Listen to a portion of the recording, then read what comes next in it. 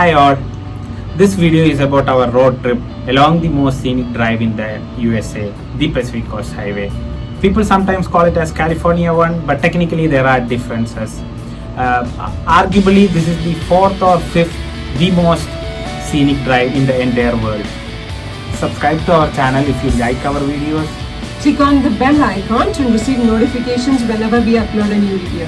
We have been to most of the tourist places in the USA and this would be one of the top 5. We have been there twice, once which is 3 of us and the second time when our parents visited us. This drive needs a well-planned itinerary to cover most of the viewpoints. The first time when we went, we thought we would cover the whole drive in one day and that turned out to be a wrong choice. The reason for that is whenever we go for a trip, we used to ask our friends who have been there, prepare a detailed itinerary.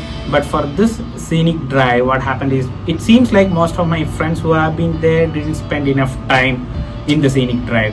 Whenever they plan a California trip, they have San Francisco, Los Angeles, Muir Woods, Sequoia National Park. They have plenty of places to visit, which ended up in a hectic trip, and they don't get enough time to explore the entire scenic drive. They may even add Vegas and Grand Canyon to their itinerary, which may turn out to be a very hectic trip. They will not be able to explore most of the viewpoints along the PCH. The same mistake what we did in our first trip. So we learned from that, and when we planned for our second trip, we wanted to spend 3 to 4 days to explore the scenic drive.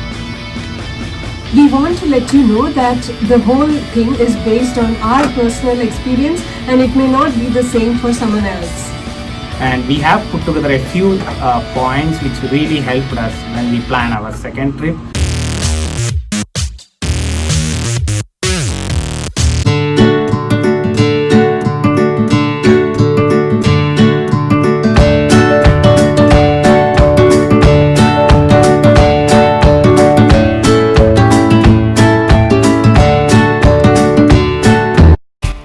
This was our itinerary when we went to California in 2016.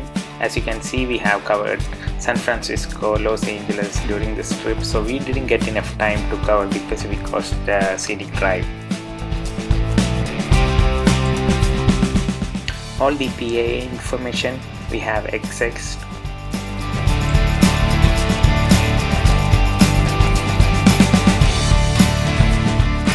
This was our itinerary for the 2018 trip to California. We have spent most of our time in the Pacific Coast Highway. Better to do some research and prepare a detailed itinerary like this so that you can book the hotels where you would end up in that particular day.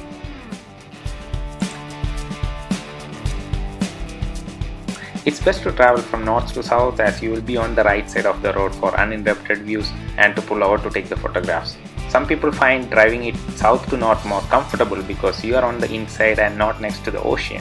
I prefer driving from San Francisco to Los Angeles or San Diego. That puts the ocean to your right and the turnouts for viewpoints are easy to get into and out of. So I would recommend book a ticket to San Francisco and return from Los Angeles or San Diego to avoid to and fro drive. Google Maps shows you the shortest time path between San Francisco to Los Angeles. You would find the highway name as different than PCH for the first time. If you drag the route towards the ocean, you would be able to find the Pacific Coast Highway as the highway name, and the time would also be increased because of the speed limits in the Pacific Coast Highway.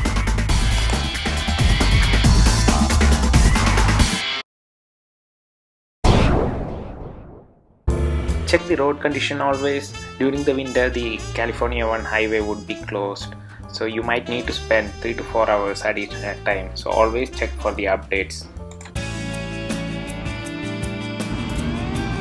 Plan to stop whenever you find a restaurant or a motel and do not drink much water during the trip. You may not find many restrooms on the way.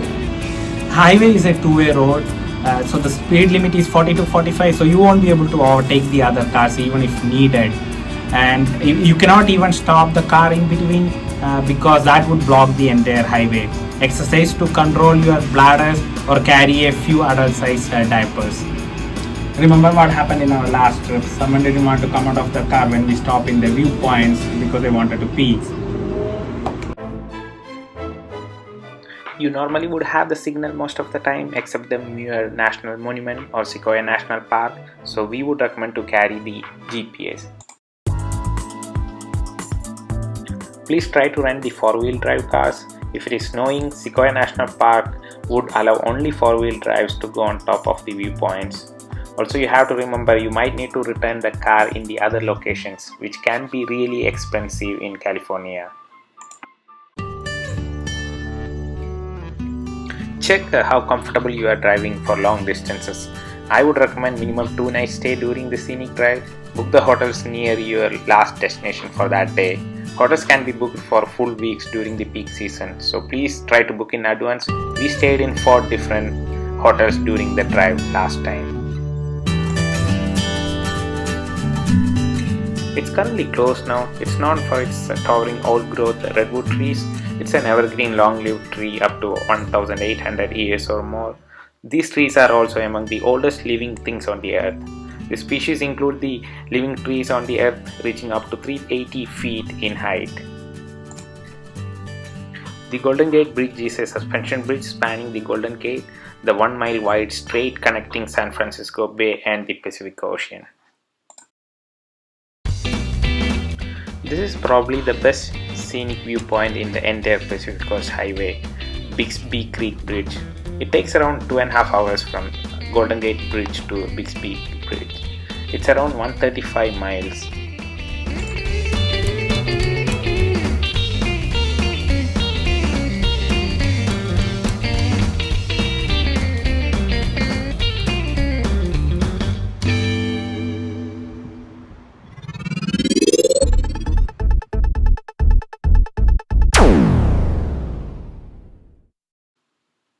"25 miles from the Bixby Bridge, you are here in the McWay Falls.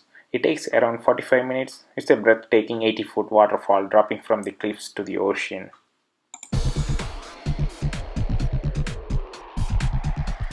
You must have to drive 4.5 hours from the McWay Falls to visit here. You have to drive almost the same distance even if you visit the Los Angeles or San Francisco. So we would recommend you visit this Sequoia National Park during this Pacific Coast Highway drive. Last time when we visited, we remember it was snowing, so the pictures are really stunning. 3 hours drive from McWay Falls to Seal Vista Point. Around 3.5 hours drive from Sequoia National Park. 15,000 elephant seals migrate every year as per the Google, and you would get to watch them all flop around in the sand.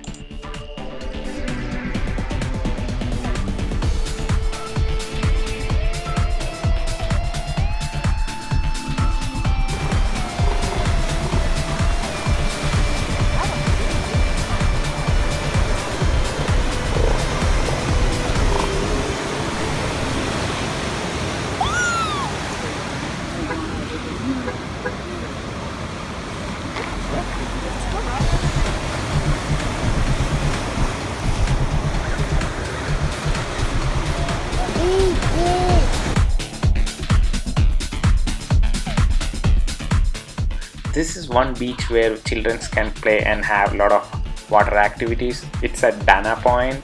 It's not a must visit place but worth going if you have any kids and to do some water activities.